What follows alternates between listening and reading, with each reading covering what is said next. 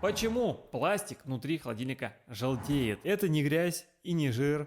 Это старение. Большинство панелей сделаны из АБС пластика или полипропилена, и они со временем окисляются. Если часто открывать дверь, ультрафиолет от лампы делает свое дело. Добавьте тепло от компрессора, испарение от еды, уксус, лимон, и пластик просто выгорает. Это называется фотостарение. Снаружи он белый, а внутри желтый, как старый тостер. На работу холодильника это не влияет, но клиенты иногда думают, что это за грязь. А это просто химия и время. Все честно.